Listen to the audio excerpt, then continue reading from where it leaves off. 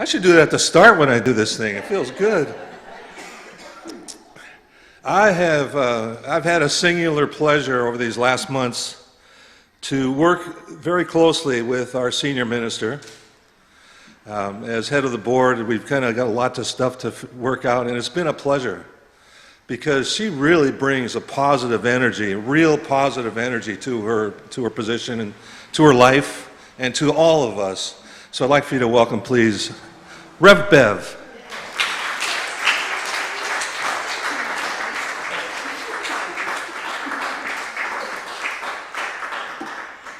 David, how am I supposed to follow that?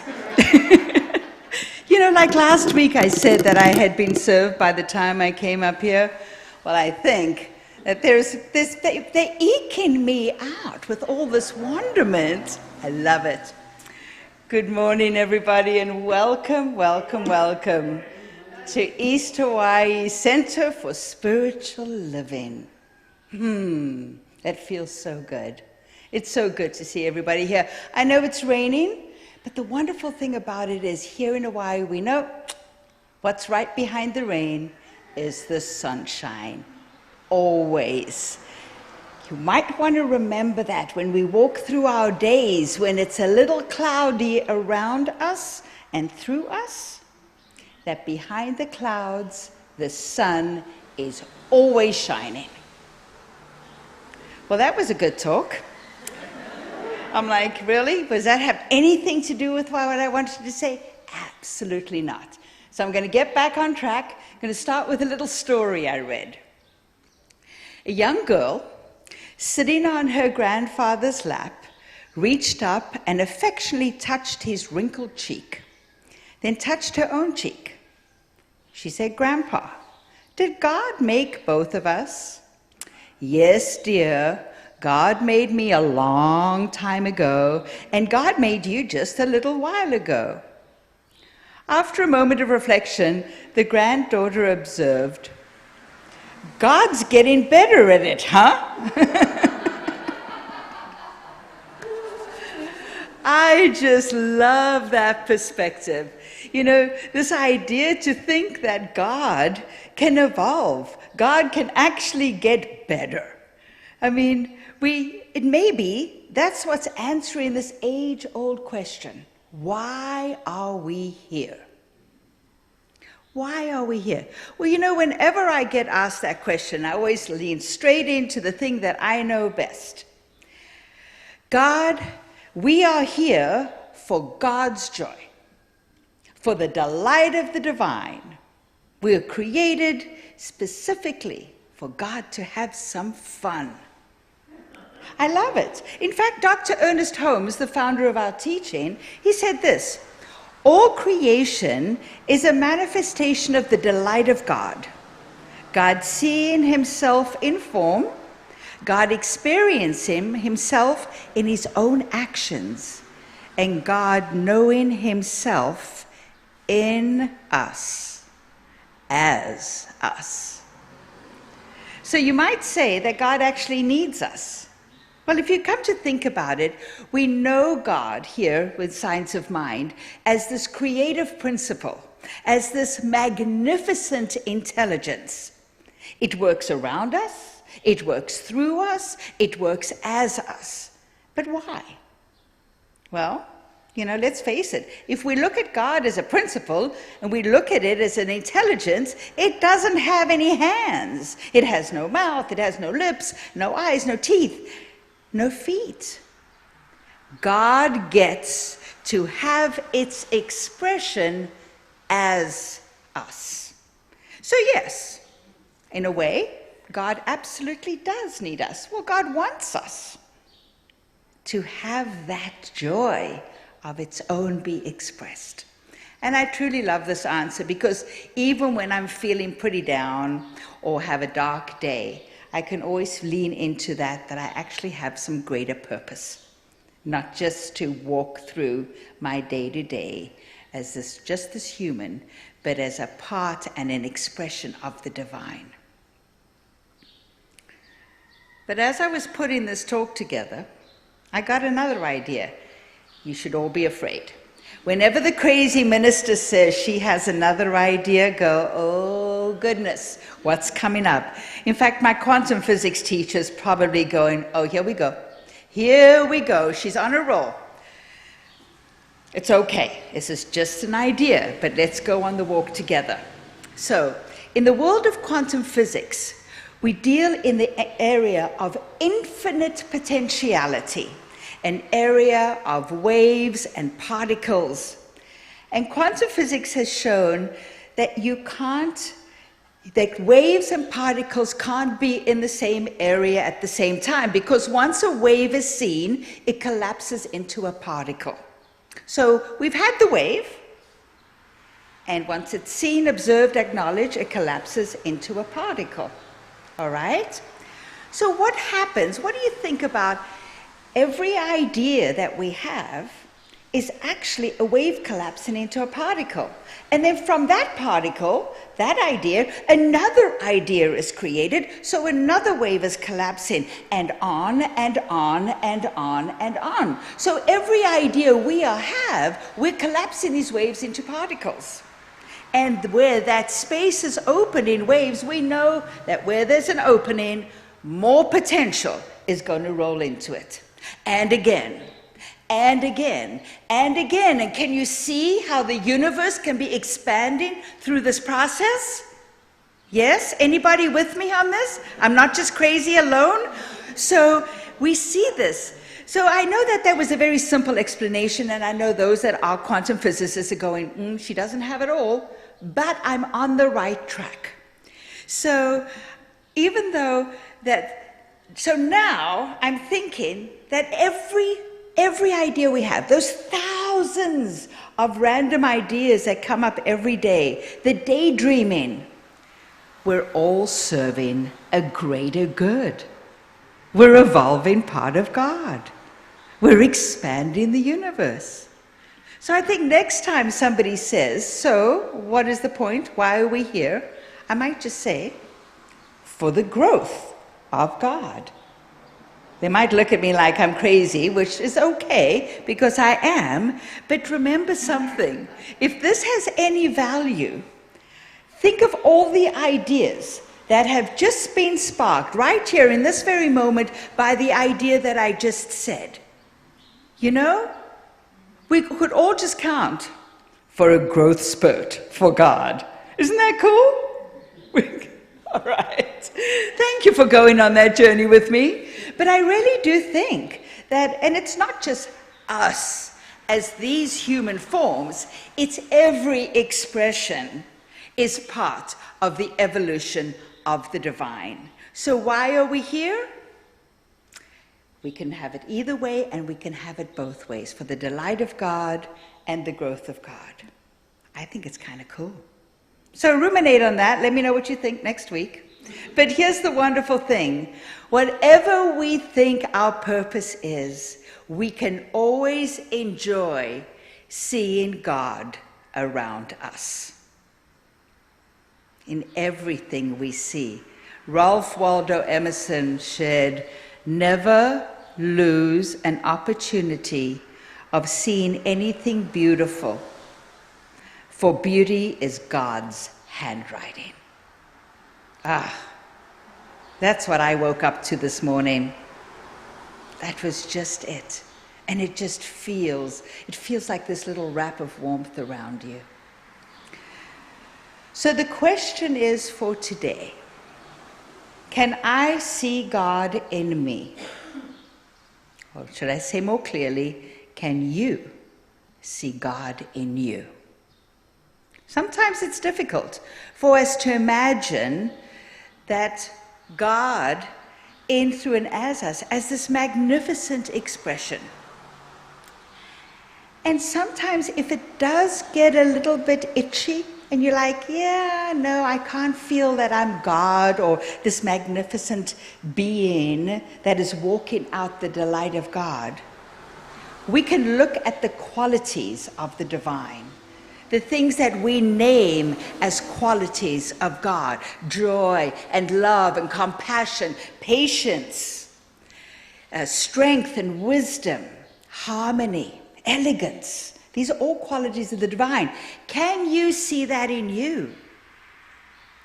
Dr. Ernest Holmes says, working in the absolute means attuning oneself to the invisible, contemplating the qualities which we believe to be a part of God, such as love, harmony, peace, wisdom, strength, etc., and seeing oneself as partaking and being a part of that infinite perfection. So if we can't see God in us yet, we can see the qualities of God in us showing up. We all have love. We all have compassion. We all know harmony. We all know patience. We all know peace. So we can attune ourselves to that. Oftentimes it's easier to see God in other people. We're less judgmental about other people, believe it or not, than we are ourselves. So sometimes we can see God in other people, and we can definitely see those qualities of God in other people. Sometimes we can even see the face of the divine when we look into the eyes of other people. What about ourselves? Can we look into a mirror and see the face of God shining back at us? It's a little trickier. So I have a little story about my dad. The last visit I took to South Africa to visit him was in December of 2017. I was going there for Christmas, and I hadn't been back in the family unit in South Africa for Christmas in probably 40 years. And so this was quite a lovely experience. And I said to my dad, is there anything you'd like me to bring? What would you like? You name it. Yeah. He wanted a convertible Mustang. I was like, okay, I can bring you a baby one. But anyway, I said to him, what would you like? He said to me, you know, I've been looking for a picture of Jesus that I want to put on my wall. Now, my father had become a devout Christian over his latter years, and he'd taken all the steps. He had gotten rebaptized and done everything.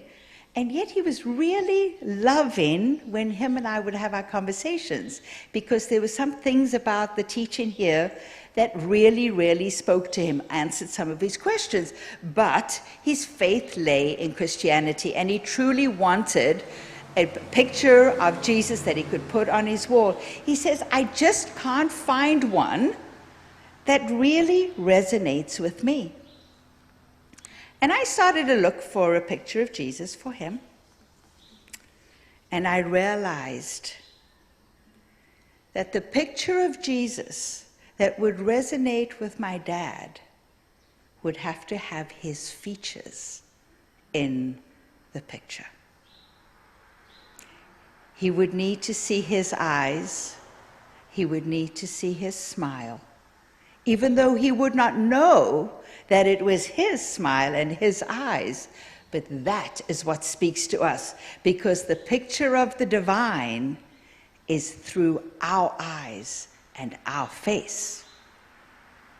So one day I stood him in front of the mirror and I say, can you see Jesus? Of course, he thought I was being a little blasphemous, but he recognized what that connection was about. So I couldn't find him a picture of Jesus because I didn't have an artist with me that was willing to draw his face into the face of the divine. Isn't that interesting? So I do think it's possible, however, that when we recognize the divine in us, when we recognize God in us, that we will be able to recognize God in everyone. So the work is to look first internally. But when I say everyone, I mean everyone. It doesn't matter what they think, it doesn't matter what they wear, it doesn't matter who they love, it doesn't matter the color of their skin, the religion, it doesn't matter what they eat. It makes no difference in this world who this person is. We need to be able to recognize that inner quality that is the divine, that is unchangeable, untouchable, that is in there, then we get to that place of recognizing the interconnectedness of all life. We get to recognize the unity. We get to recognize the oneness. We can feel that oneness. I mean, even if you place your hand right here, right now, and you take a breath in, you can feel the oneness, the unity with everybody around you.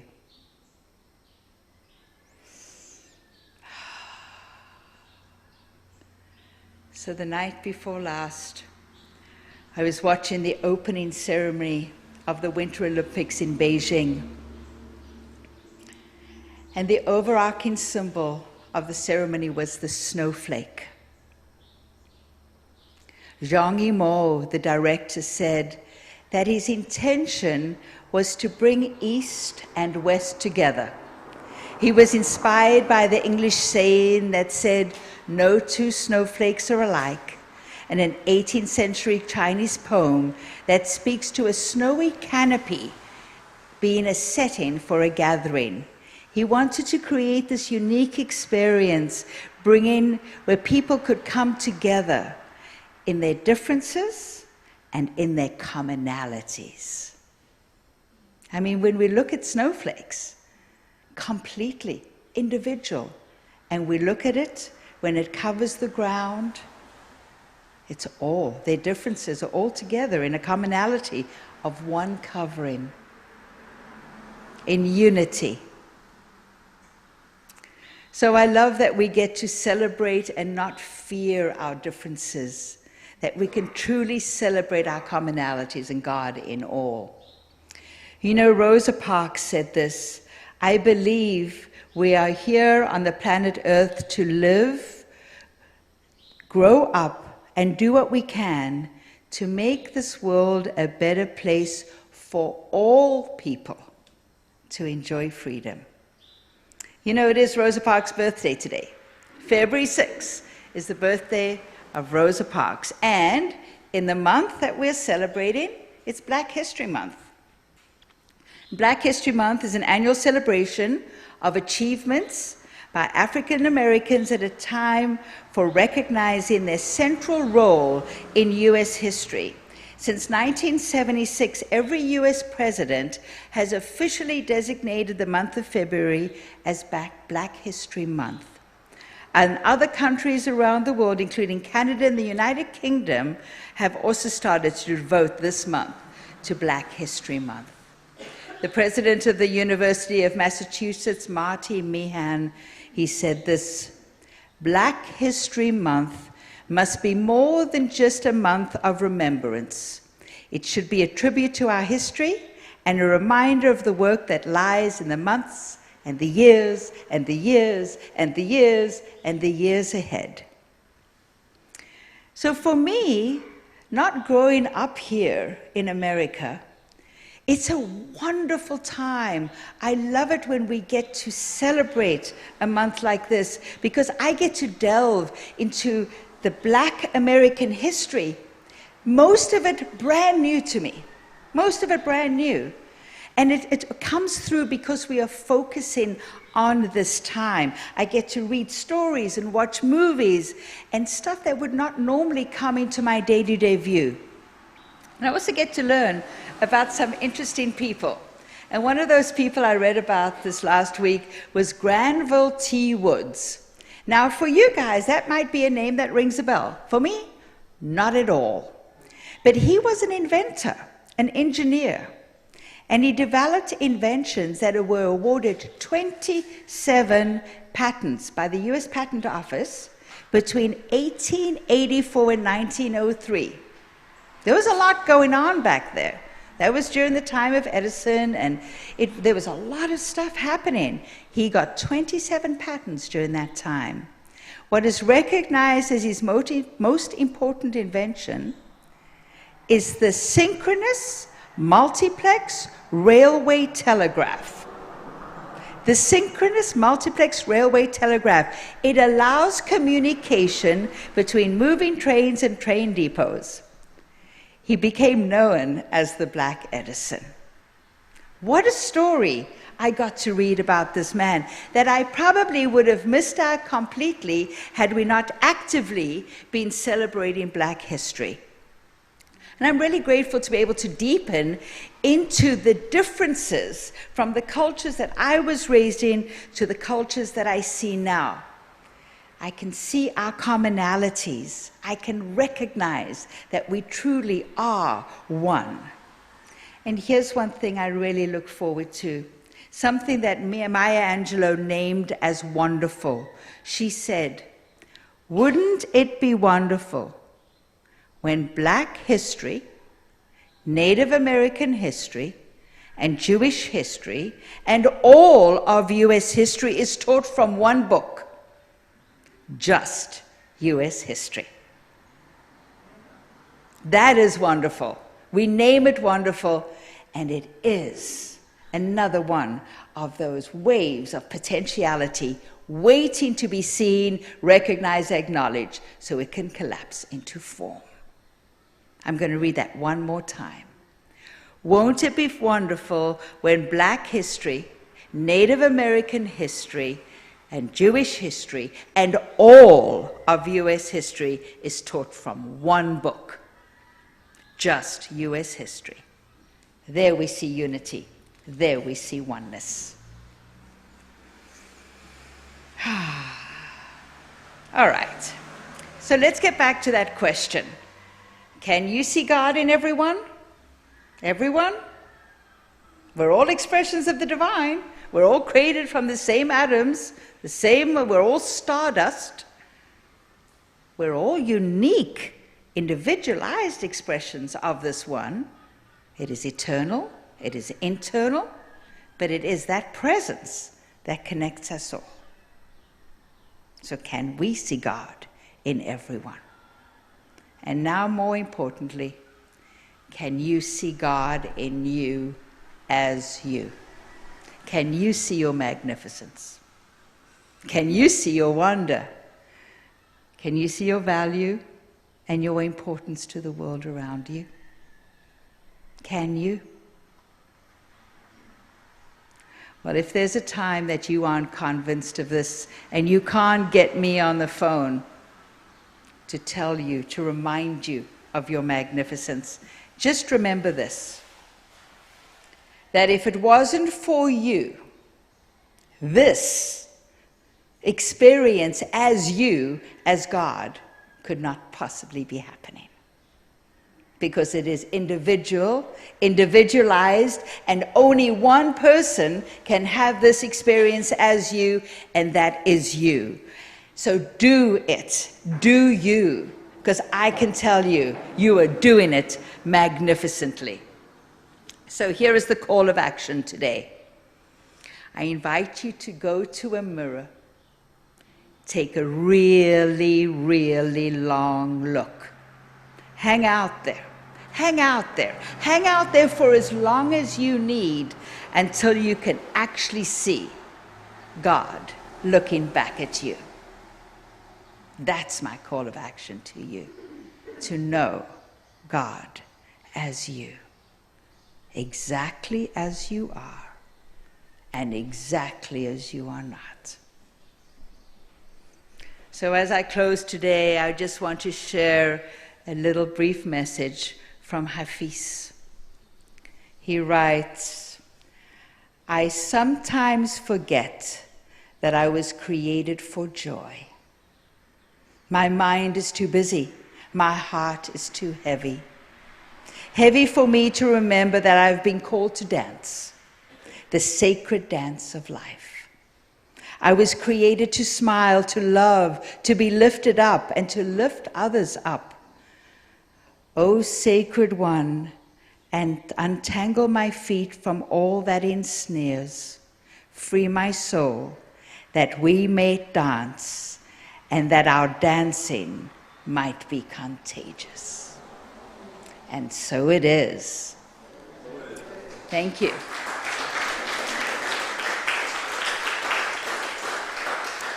Let us take this to prayer. So right here, right now, I recognize the one power, the one source, the one universal creative mind that is in, through, and as everything.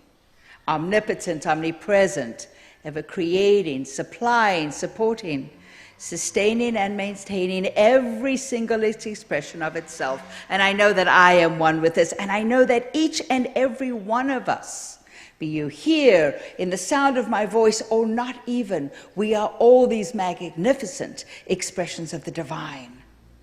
We are made in the likeness, we are made of divine, we're made in divine.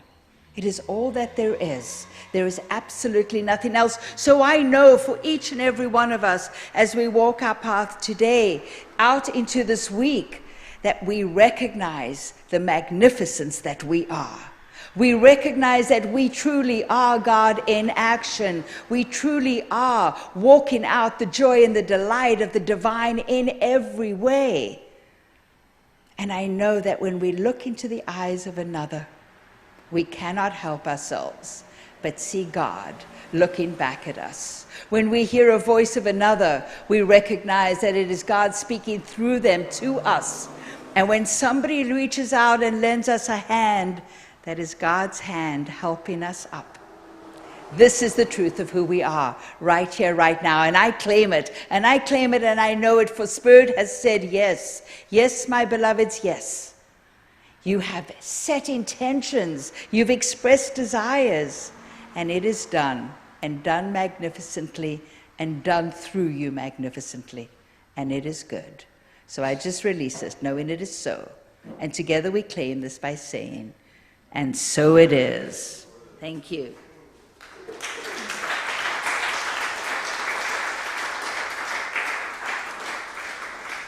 Thank you, Rev Bev, for being you. And I got to tell you, after working with her, that she's just like she seems, very positive, or can get things done. I'm liking it. Now we're going to turn our attention for a video on consciousness giving. Conscious giving. Some killer piano.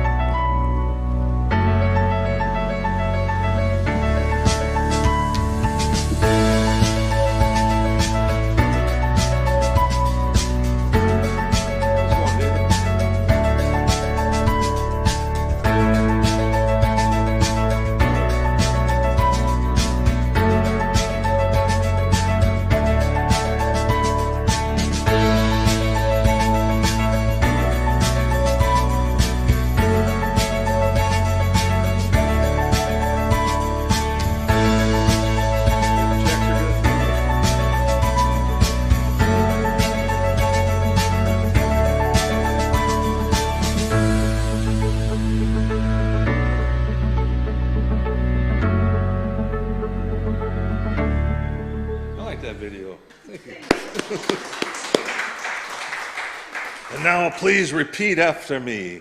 Divine love. It blesses and multiplies. I left a line out of there. I'm going back. I'm starting over like David did. Divine love. In and through me. It blesses and multiplies. All that I have. All that I give. All that I receive. And all that I am. Well, I like that, David. Thank you. Sometimes it's better just to restart. Right? Restart. Just restart.